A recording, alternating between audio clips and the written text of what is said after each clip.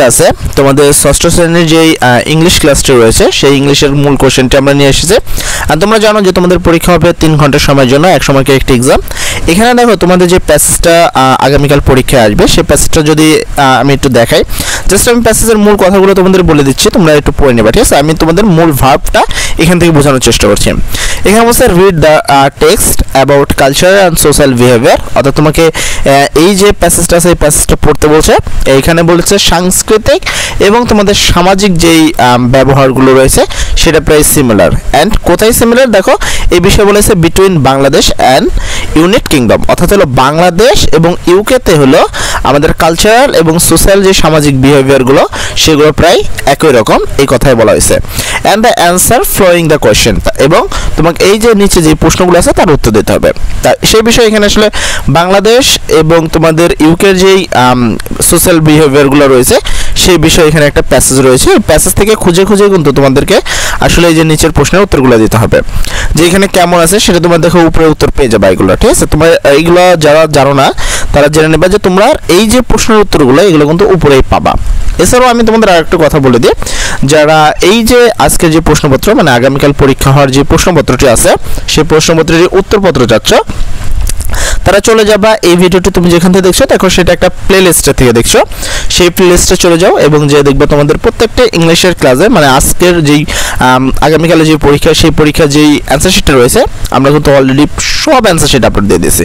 তোমরা সেইখানে যায় আস্তে আস্তে সুন্দর করে বুঝে শুনে নিবা। আমরা প্রত্যেকটা চেষ্টা করছি সুন্দর করে বোঝানোর, কেননা লেখা লাগবে কম, তবে যা লেখা লাগবে অ্যাকুরেট লিখতে হবে।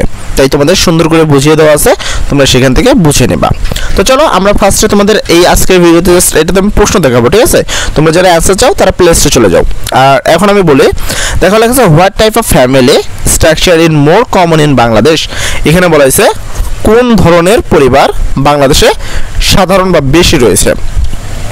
এখানে বলা হয়েছে নিউক্লিয়ার ফ্যামিলি অথবা এক্সটেন্ডেড ফ্যামিলি, এখানে সিঙ্গেল প্যারেন্টস ফ্যামিলি, আর এখানে চাইল্ডলেস ফ্যামিলি।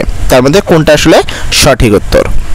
তারপরে 2 নম্বর প্রশ্নে বলা হয়েছে which festival is celebrate in Bangladesh. বাংলাদেশে কোন ফেস্টিভ্যাল সেলিব্রেট করা হয় বা কোন অনুষ্ঠান সেলিব্রেট করা হয়? সেক্ষেত্রে 1 নম্বরে ছিল হলো তোমার ক্রিসমাস, 2 নম্বর ছিল হলো ইস্টার, 3 নম্বর ছিল হলো ঈদ এবং ডি নম্বরে ছিল হলো বনফায়ার নাইট। এক্ষেত্রে ইজি, তোমরা যারা বাংলাদেশি যে সবাই জানো, আমরা সবাই বাংলাদেশি, যে বাংলাদেশে আসলে ঈদ পালন করা হয়, এটা তো নর্মাল সিভিল একটা বিষয়।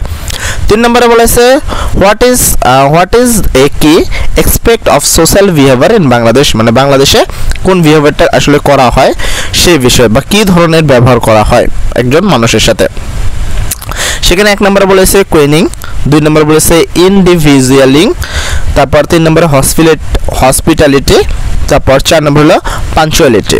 তো এখানে হলো এই 4টা টপিক আছে, উত্তরগুলো কিন্তু আমরা অন্য জায়গায় দেবো, যেহেতু আমরা অ্যান্সার প্রশ্নটা বোঝানোর চেষ্টা করছি তাই তোমাদের প্রশ্নের বাংলাটা বলে দিচ্ছে, তোমরা একটু বুঝে নেবা। এখানে 4 নম্বর প্রশ্ন বলা হয়েছে what is on things that is valuable of both society. আসলে তুমি কি ভাবো এই যে ইউকে আর বাংলাদেশের যেই মূল্য আছে সোসাইটির সেই বিষয়ে। এখানে তোমার ভাবনা চিন্তার বিষয় বলা হয়েছে। নাম্বার 1 এটা হলো থ্রেট, নাম্বার 2 ইন্ডিভিজুয়ালিজম অর্থাৎ হলো ব্যবসায়িকভাবে যেটা এক হয় সেটা, আর নাম্বার 3 হলো পলিটেন্সলেস মানে এখানে রাজনীতিবিহীন, আর নাম্বার 4 হলো এডুকেশন। এই জিনিসটা কোনটা আসলে সেম সেই বিষয়ে কথা বলা হয়েছে। তারপর হলো ভি নাম্বার বলেছে which country is known for constitution or literature and threat, ঠিক আছে? সেখানে কোনটার কথা বলেছে? 1 Bangladesh, 2 the UK and both and neither. এখানে খুব ইজি কথা, এখানে কোন কান্ট্রিটা আসলে কনস্টিটিউশন লিটার এটা আসলে দুইটাই হয়, বোথ দিলে সি নাম্বার এটা সঠিক উত্তর, কারণ এখানে বাংলাদেশ এবং ইউকে নিয়েই কিন্তু আসলে এই প্যাসেজটা গঠন করা হয়েছে। তার মানে এখানে উত্তরে বাংলাদেশ এবং ইউকে এমনিই হবে, এটা তো ইজিলি বোঝা যাচ্ছে। তারপরেও আমি তোমাদের রিকমেন্ড করবো তোমরা চলে যাও, যারা অ্যান্সার শিট লাগবে এটা জাস্ট একটা প্রশ্ন বুঝিয়ে দেওয়া হচ্ছে, যারা প্রশ্ন বুঝতে চাও যে আগামীকালে প্রশ্নে কোথায় কি লিখবা, কেমনি লিখবা, কোথায় পাবা সেই বিষয়টা এখান থেকে দেখতে পারো। যদি মনে করো যে না আমার এগুলো কিচ্ছু দরকার নেই, জাস্ট মুখস্থ লাগবে, তাহলে চলে যাও আমাদের প্লেলিস্টে এবং যে সকল প্রশ্নের উত্তরগুলো দেখে নাও, ঠিক আছে? বি নাম্বার আছে right short answer to the following question. এটা শর্ট অ্যান্সার লিখতে হবে তোমাকে, এই অনুসারে 5টা প্রশ্ন আছে। How do family structure in Bangladesh differ from those in UK. এখানে বলা হয়েছে যে আসলে বাংলাদেশে যে ফ্যামিলি স্ট্রাকচার রয়েছে সেটা কেমন তোমার ইউকের সাথে, সে বিষয়ে এখানে তোমরা পেয়ে যাবে। দেখবা এই বিষয়ে তোমাদের লেখা আছে, ঠিক আছে, যে আসলে বাংলাদেশের ফ্যামিলি এটা কেমন হয় সে বিষয়ে এখানে কিন্তু ইজিলি লেখা আছে। আর আমি বলি যে এখানে যতগুলো প্রশ্ন আছে, এই যে 5টা প্রশ্ন তোমরা দেখলা, এখানে 5টা প্রশ্নের উত্তরই কিন্তু ছিল। তোমরা যদি একটু খেয়াল করবা তাহলে দেখতে পারবা যে 5টা প্রশ্নের উত্তরই কিন্তু এখানে রয়েছে, ঠিক আছে। তো তোমরা একটু কষ্ট করে এখান থেকে খুঁজে নিবা, তাহলে বুঝতে পারবা। আর অন্যথায় তোমরা চলে যাবা সহজে আমাদের প্লেলিস্টে, যে তোমরা সেখান থেকে উত্তরগুলো খুঁজতে পারো। তো আশা করি 2 নম্বর প্রশ্নের বাংলাটা বুঝতে পারছো। এবং 2 নম্বরে আসে, name of festival celebrate in Bangladesh and one in UK. মানে এমন একটা অনুষ্ঠানের নাম বলো যে অনুষ্ঠানটা আসলে বাংলাদেশে এবং ইউকেতে 2 জায়গায় সেলিব্রেট করা হয়, সেই বিষয়ে আসলে কথা বলতে বলছে। বা সেই ফেস্টিভ্যাল বিষয়ে ছোট্ট 2-3 লাইন লিখে দিবা, ঠিক আছে। তো এমন কি আছে যেটা বাংলাদেশ এবং ইউকেতে পালন করা হয় সেই বিষয়ে তোমাকে এখানে লিখতে হবে। তারপর 3 নম্বর প্রশ্ন বলেছে ডিসক্রাইব এ কি expect of social behaviour in UK. বলা হয়েছে যে ইউকেতে বা ইউনাইটেড কিংডমে বা তোমার হলো ইউনাইটেড কিংডমে তোমাদের যেই সোশ্যাল বিহেভিয়ার অর্থাৎ সামাজিক ব্যবহার সেটা আসলে কেমন সেই বিষয়ে তোমাকে ডিসক্রাইব মানে বিবরণ করতে বলতেছে। 4 নম্বর প্রশ্ন বলেছে what are some cultural cultivation of Bangladesh. মানে বাংলাদেশের তোমার যেই বিষয়টা সেম কালচার রয়েছে সেই জিনিসটা তোমাকে উল্লেখ করতে বলছে। 5 নম্বর বলছে how do both countries value education. মানে এই 2টা কান্ট্রিজে এডুকেশনের বা শিক্ষার ভ্যালু বা মূল্য কেমন সে বিষয়ে তোমাকে বলতে বলছে। এরপরে 2 নম্বরে দেখো এখানে বলছে read the following story and answer the some word. এখানে তোমাকে আসলে একটা স্টোরি দিয়েছি, স্টোরির নাম হলো দ্য ব্রাভ জার্নি, অর্থাৎ হলো একটা জার্নির বিষয় এখানে লেখা আছে। সেই জার্নি বিষয়ে গল্প আছে যে আসলে সে জার্নিতে কি করছে আর কোন কোন বিষয় রয়েছে, আসলে এটা তোমরা পড়ে নেবা।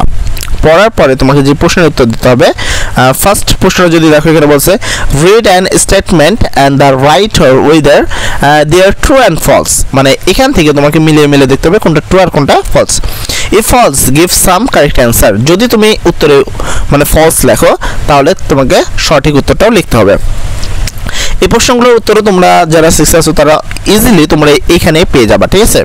এখানকার সঠিক উত্তর এই যে এই পাশের সঠিক উত্তরটা তোমরা উপরে পেয়ে যাবা, একটু খুঁজলে পাবা। অ্যান্ড বুঝতে পারলে আসলে এটা ইজি আছে, তাই আমি প্রশ্নটা বোঝাতে চলেছি। একটু বড় হলে হতে পারে, তবে তোমরা বুঝে নিবা যেন আগামীকাল তোমার এক্সামটা অনেক সুন্দর হয়।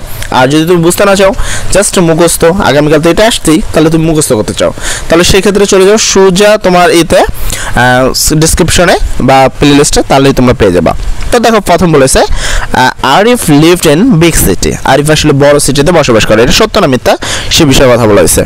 2 নম্বর বলেছে Arif found a diary in the forest. মানে ফরেস্টে একটা ডায়েরি পেয়েছে, এটা সত্য না মিথ্যা। 3 নম্বর হলো Arif stay in forest for a few week.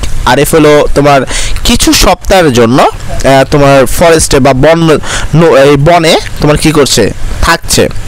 4 নম্বর প্রশ্ন হলো Arif learn to build a shelter in a forest. মানে হলো তোমার ফরেস্ট বা বন সম্পর্কে সেখানকার যেই গাছের যেই তোমার আছে সেই বিষয়টা তোমাকে শিখছে আসিফ। 5 নম্বর বলেছে Asif advantage make him dislike nature.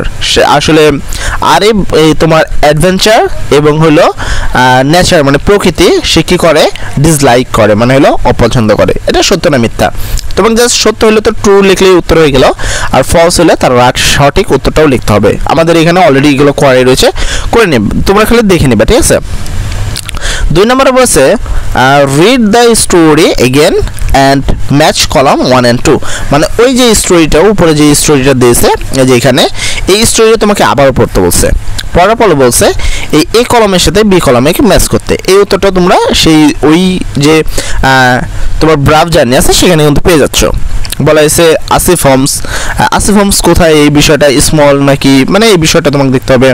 তারপর দ্য অ্যানিমাল, এইটা এ কলম বি কলম তোমরা মিলাতে পারো, জাস্ট এর সাথে ধরো প্লাস দিয়ে লিখে দিলে কিন্তু উত্তরটা তোমরা বিষয়টা বুঝতে পারো। আমি আশা করি তোমরা এখানে বুঝে নিবা। অ্যান্ড এবার আমি চলে যাবো তোমাদের পরবর্তীতে। এখানে দেখো বলেছে পোয়েম বিষয়ে, মানে একটা কবিতা সম্পর্কে এখানে বলা হয়েছে। এখানে বলছে read the flowing poem and answer the some question. এখানে তোমাকে এই পোয়েমটা পড়তে হবে, তারপরে এখানে কিছু প্রশ্ন আছে সেই প্রশ্নগুলোর উত্তর দিতে হবে। তো পয়েন্টটা তোমরা পড়ে নিবা, আসলে সেখান থেকে এখানকার উত্তরগুলো করতে হবে। যেমন ফার্স্ট প্রশ্নটা যদি আমি আসি, অ্যান্সার দ্য ফ্লোয়িং কোশ্চেন, কিছু প্রশ্নের উত্তর দিতে বলছে। What are the name of little boy in poem, এখানে কবিতায় একটা বালক রয়েছে যার নাম কি, সে বিষয়ে তুমি যদি এখানে কবিতাটি পড়ো তাহলে কিন্তু নাম পাবা। দেখো এখানে বলা হয়েছে once there is a little boy and his name was, এখানে দেখো লেখা আছে ভাভরয়, ঠিক আছে। এই যে এইটা হলো তোমার আসলে সঠিক উত্তর। যাক আমি যদিও উত্তর করছি না, তোমাদের কাছে জাস্ট বলে দিচ্ছে তোমাদের এই যে কবিতাটা, এই কবিতাতেই কিন্তু তোমাদের এই 3টা প্রশ্নের উত্তর থাকবে, তোমরা জাস্ট সেখান থেকে খুঁজে নিবা তাহলে তোমাদের হয়ে যাবে। তারপর 2 নম্বরে বলছে where did Bhavroy go on his adventure, কোথায় সে আসলে অ্যাডভেঞ্চারে গিয়েছিল সেই বিষয়টা বলা হয়েছে। তারপর 3 নম্বর প্রশ্ন, what did Bhavroy find inside the cave, মানে কোথায়, ইনসাইড বলতে ভিতরে, ক্যাবের ভিতরে কেন গিয়েছিল সেই বিষয়টা তোমাকে বলা হয়েছে।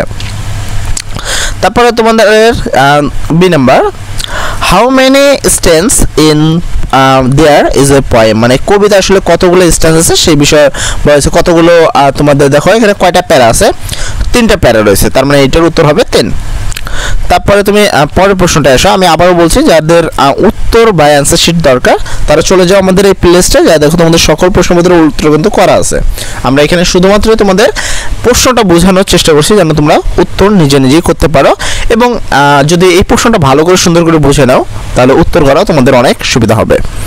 সি নাম্বারে দেখো বলেছে write the remaining words in the following table, এই টেবিলে তোমাদের কিছু ওয়ার্ড লিখতে হবে, যেখানে অলরেডি এখানে 3টা, এখানে 3টা লেখা আছে, বাকিগুলো লিখে তোমাদেরকে পূর্ণ করতে হবে। এটা আমাদের কাছে অলরেডি করে দেওয়া হয়েছে।